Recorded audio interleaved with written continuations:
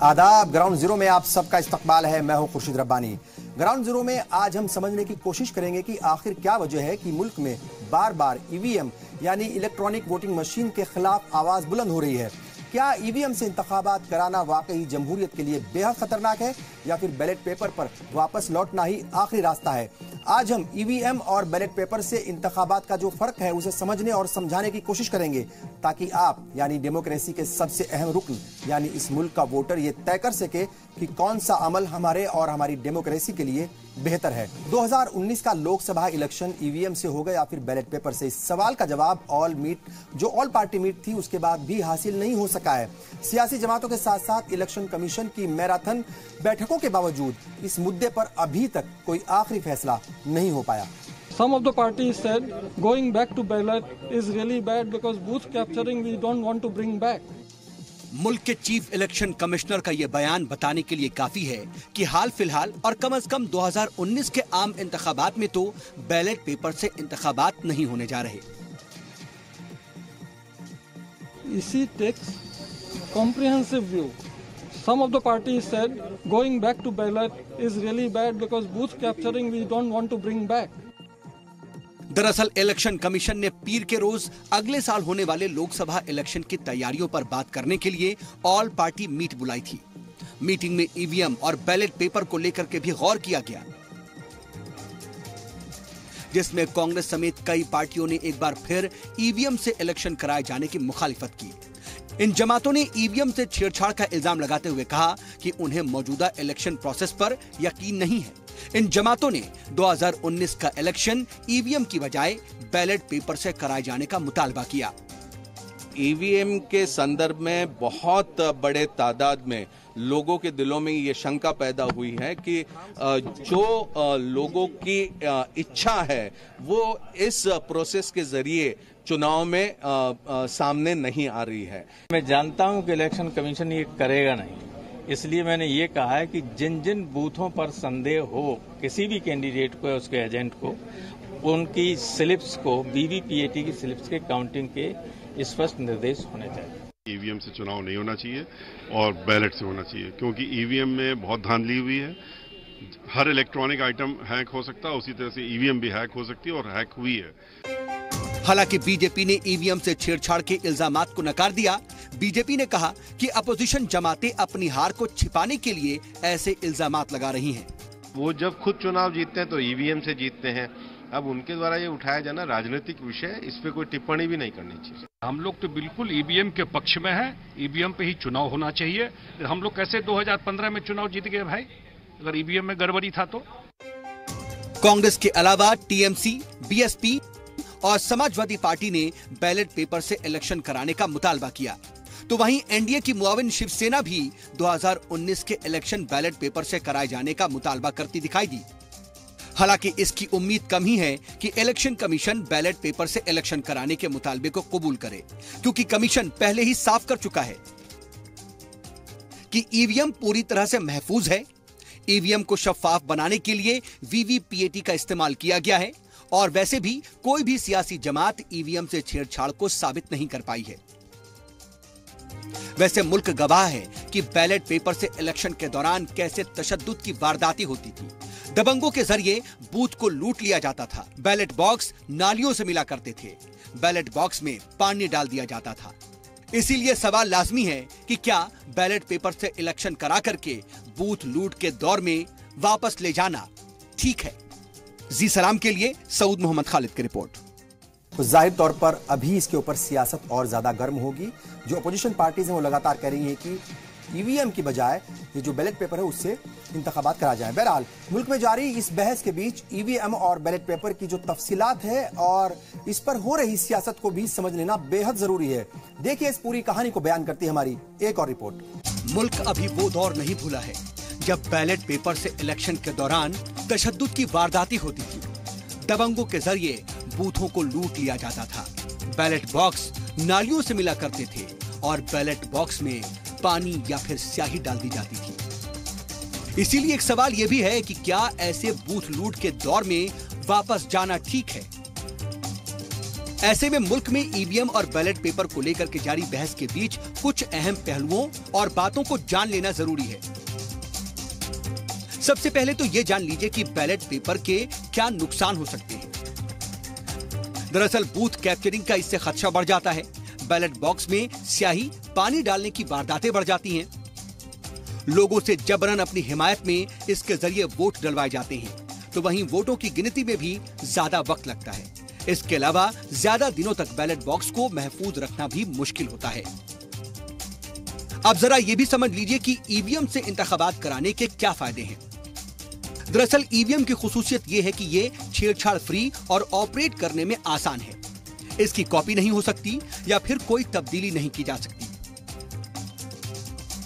EVM fake voting के इम्कान को भी कम करती है। वोटों की गिनती का काम भी तेजी से होता है। ईवीएम का इस्तेमाल बिना बिजली के भी किया जा सकता है और एक ईवीएम करीब 3840 वोट दर्ज कर सकती है। इलेक्शन के नतीजों को भी कई सालों तक महफूज रखा जा सकता है। बता दें कि ईवीएम का इस्तेमाल कांग्रेस के ही दौरे इक्तदार में शुरू हुआ था। सबसे पहले 1982 में केरल के परूर असेंबली सीट पर पहली बार ईवीएम का इस्तेमाल हुआ। इसके बाद 1988 में संसद ने ईवीएम के इस्तेमाल की इजाजत दी और नवंबर 1998 के बाद इंतखाबात में ईवीएम का इस्तेमाल शुरू हुआ। वहीं 2004 आम इंतखाबात में सभी वोटिंग सेंटरों पर ईवीएम से वोटिंग कराई गई। खास बात यह है कि हिंदुस्तानी ईवीएम नेटवर्क से जुड़ी नहीं होती है। हर ईवीएम का यूनिक नंबर होता है जिसका रिकॉर्ड इलेक्शन कमीशन के पास मौजूद होता है। ईवीएम को बनाने में इस्तेमाल सॉफ्टवेयर वन टाइम प्रोग्रामेबल है। हालांकि बावजूद इसके ईवीएम के इस्तेमाल पर रोक को लेकर के लंबे वक्त से आवाजें उठती रही हैं। खुद बीजेपी ने भी अपोजिशन में रहते हुए इसकी मुखालिफत की थी और मामले पर बाकायदा सुप्रीम कोर्ट तक का दरवाजा खटखटाया था। खैर, मौजूदा वक्त में भी जब बीजेपी इक्तदार में है तो अब कांग्रेस समेत तमाम अपोजिशन जमातें ईवीएम को लेकर के सवाल खड़े कर रही हैं। 2017 में मायावती ने हार का ठीकरा ईवीएम पर फोड़ा था। इसके साथ ही अखिलेश यादव ने भी हार के लिए ईवीएम को ही जिम्मेदार बताया था। लालू प्रसाद और ममता बनर्जी भी ईवीएम की मुखालिफत कर चुके हैं। तो अरविंद केजरीवाल ने बाकायदा असेंबली में ईवीएम हैकिंग की कोशिश की थी। दरअसल अपोजिशन 2019 के इलेक्शन को बैलेट पेपर से कराने का मुतालबा कर रहा है, क्योंकि अपोजिशन कहता है कि बीजेपी ईवीएम में गड़बड़ी कर रही है। हालांकि इस पर इलेक्शन कमीशन ये साफ कह चुका है कि ईवीएम को बलि का बकरा बनाया जा रहा है। और मरकजी हुकूमत भी कई बार ये कह चुकी है कि 2019 के इलेक्शन ईवीएम और वीवीपीएटी से ही होंगे। जी सलाम के लिए सऊद मोहम्मद खालिद की रिपोर्ट। ईवीएम बनाम बैलेट पेपर की जो लड़ाई है ये अभी थमने वाली नहीं है और 2019 के बाद भी शायद ये जारी रहेगी। बहरहाल ग्राउंड जीरो में यह वक्त हो गया एक छोटे से ब्रेक का। हम बहुत जल्द हाजिर होंगे, आप बने रहिए हमारे साथ। ब्रेक के बाद एक बार फिर आप सबका इस्तकबाल है ग्राउंड जीरो में। आज हम बात कर रहे हैं ईवीएम बनाम बैलेट पेपर की। तमाम सवालों के बीच सबसे अहम सवाल ये कि क्या टेक्निकल, ये जो पूरा मामला है टेक्निकल है, ये इशू टेक्निकल है या फिर सियासी? क्योंकि जब हम ईवीएम को लेकर जारी बहस की तह में जाते हैं तो जो सियासी पार्टियां हैं उनके कैरेक्टर को देखकर ना सिर्फ हैरानी होती है बल्कि हंसी भी आ जाती है। हैरत की बात यह है कि जो पार्टियां आज ईवीएम से इलेक्शन की हिमायत कर रही हैं वो अपोजिशन में रहते हुए उस वक्त इसकी पुरजोर मुखालफत किया करती थी। आपको जानकर हैरानी होगी कि ईवीएम की सबसे पहले मुखालफत करने वाली सियासी पार्टी बीजेपी थी। यहां तक कि बीजेपी के senior leader GVL Narasimha Rao ने ईवीएम के गलत इस्तेमाल और इसको हैक किए जाने को लेकर या उसके खदशे को लेकर बाकायदा किताब लिखी थी, democracy at risk, can we trust on electronic voting machine. ये उस किताब का नाम था जो उसमें लिखी थी और बाकायदा जो इसका प्रीफेस था वो खुद अटल बिहारी वाजपेयी साहब ने लिखा था। किताब में अलग अलग चैप्टर्स में ये बात बताने की कोशिश की गई थी कि वोटिंग मशीन जो है या जो ईवीएम का जो इस्तेमाल है वो किस तरीके से उसका गलत इस्तेमाल किया जा सकता है। दरअसल 2009 में जब भाजपा को हार का सामना करना पड़ा था तब पार्टी लीडर लाल कृष्ण आडवाणी ने सबसे पहले ईवीएम पर सवाल उठाए थे।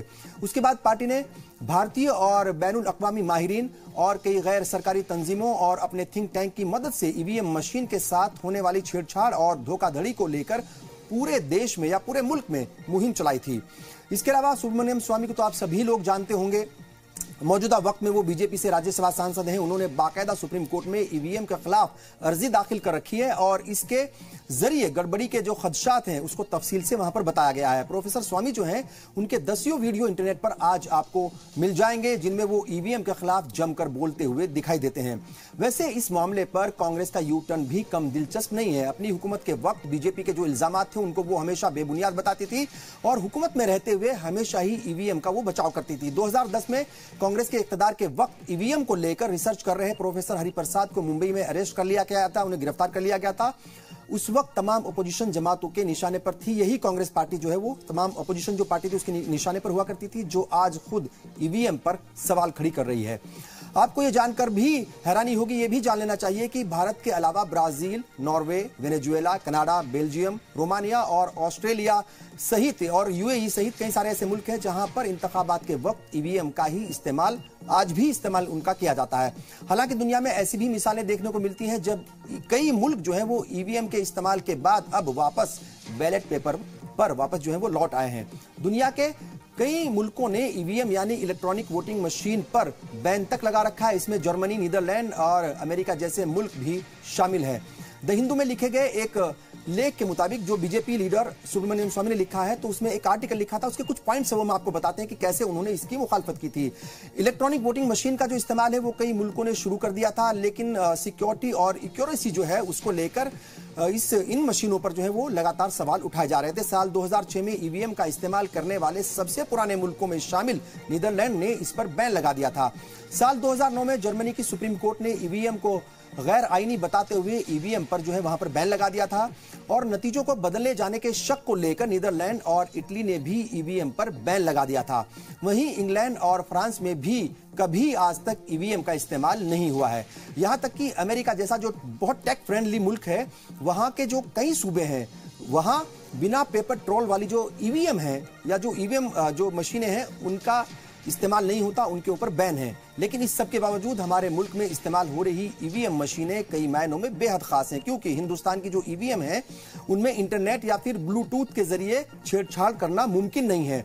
उन्हें दूसरी मशीनों से भी अलग रखा जाता है। इन मशीनों में अब जैसे आपने देखा होगा कि पिछले दिनों वीवीपीएटी यानी वीवीपैट का भी इस्तेमाल किया जा रहा है और उसका इंतजाम किया जा रहा है, जिसके बाद एक पर्ची निकलती है वोट डालने के बाद और उसके ऊपर जो है फिर कहीं कोई खदशात कुछ हो, किसी को कोई शक व शुबा हो तो वो पर्ची के जरिए उसको देख सकता है। बहरहाल इसके साथ ही हम आगे बढ़ेंगे, बात करेंगे फायदे की बात की और कैंसर मरीजों के लिए एक बड़ी खबर है। कैंसर से जूझ रहे मरीजों को अब आयुष्मान भारत प्रधानमंत्री जन आरोग्य योजना का फायदा उठाने के लिए हॉस्पिटल में एडमिट होने की जरूरत नहीं होगी।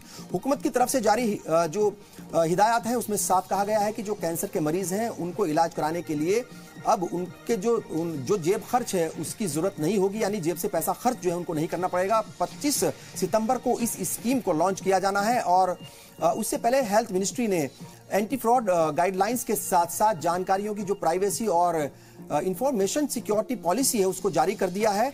इस स्कीम के नाफिज होने के बाद कैंसर के मरीज बिना हॉस्पिटल में एडमिट हुए 5 लाख रुपए तक का फायदा उठा सकते हैं। इसमें कीमोथेरेपी, दवाइयां और जांच के जो खर्च हैं वो भी सारे कवर किए जाएंगे। जो वजीर सेहत जेपी नड्डा हैं उनके मुताबिक इस स्कीम से करीब 55 करोड़ लोगों को फायदा होगा, या वो उसको जो है कवर होंगे 55 करोड़ लोग, क्योंकि हुकूमत की जानिब से 11.25 करोड़ फैमिलीज को इसके दायरे में लाने की प्लानिंग की गई है। ये स्कीम पूरी तरीके से आने वाली 25 सितंबर से मुल्क भर में नाफिज हो जाएगी। और बात करेंगे तारीख की बात करेंगे 28 अगस्त 1896 को आज ही के दिन हिंदुस्तान के एक जाने माने शायर, मुसन्निफ और तनकीद निगार रघुपति साहा और फिराक गोरखपुरी की पैदाइश गोरखपुर में हुई थी। तहरीक आजादी के दिनों में वो आईसीएस की नौकरी छोड़कर आजादी की जद्दोजहद में कूद पड़े थे। इस दौरान फिराक साहब को 1.5 साल तक जेल की सलाखों के पीछे भी रहना पड़ा था। 1930 से 1959 तक वे इलाहाबाद यूनिवर्सिटी में अंग्रेजी के प्रोफेसर रहे थे। 1970 में उनकी किताब गुले नगमा के लिए उन्हें ज्ञानपीठ अवार्ड से नवाजा गया था। फिराक गोरखपुरी को अदब और तालीम के मैदान में नुमाया काम अंजाम देने के लिए साल 1968 में पद्म विभूषण से नवाजा गया था। और नाजरीन, इसी के साथ वक्त हो गया है आपसे विदा लेने का। अपना ख्याल रखें, अपने आसपास साफ सफाई का ख्याल जरूर रखें। कुछ देर के बाद देखिए आपकी बात बुशरा खानम के साथ। मुझे और पूरी टीम को दीजिए इजाजत। आदाब।